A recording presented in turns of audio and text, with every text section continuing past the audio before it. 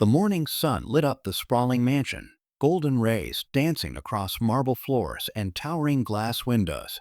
Everything about the home spoke of power, success, and wealth.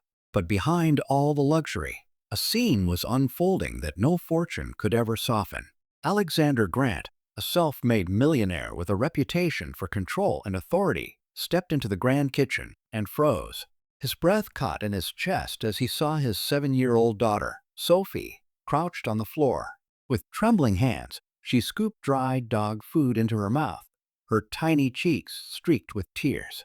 For the first time in years, Alexander felt powerless. He had conquered boardrooms, built empires, and amassed fortunes, but none of it had shielded his daughter from this moment of desperation. Money had bought him everything, except the bond his child so desperately needed. At first, he told himself it had to be a mistake, a prank. But the way Sophie clutched the dog's bowl like her lifeline broke him. She wasn't just hungry, she was starved for something far deeper than food. In that instant, Alexander realized the truth.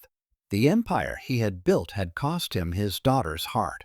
Sophie's mother had passed away years earlier, leaving Alexander to raise her alone. Instead of stepping into the role of a present father, he buried himself in work. Nannies, tutors, and extravagant toys filled the empty spaces of Sophie's world, but none of it replaced love, laughter, or a father's embrace. Children don't grow on marble floors or glittering gifts. They grow on affection, attention, and the security of knowing they matter. That morning was Alexander's reckoning. He canceled meetings, silenced his phone, and made a vow.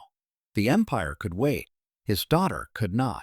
With clumsy hands, he cooked breakfast for her for the very first time. The eggs were slightly burnt, but Sophie's faint smile shone brighter than any business triumph he had ever celebrated. That smile lit a fire in him. The road back wasn't easy. Sophie was cautious, slow to trust after years of loneliness, but Alexander stayed. He walked her to school. He listened to her endless stories. He replaced late-night calls with bedtime tales.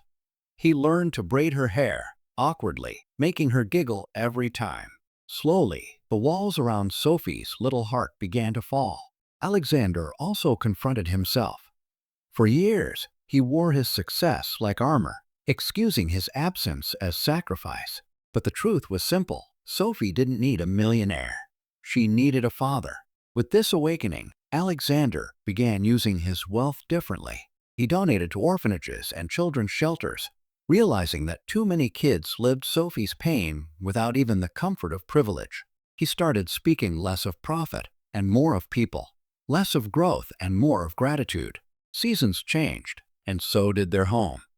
The mansion that once echoed with silence now overflowed with laughter.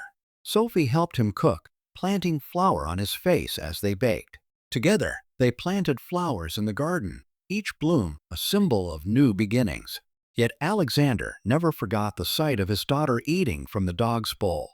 Instead of horror, it became his reminder, a painful but necessary wake-up call that stripped away his pride and showed him what truly mattered.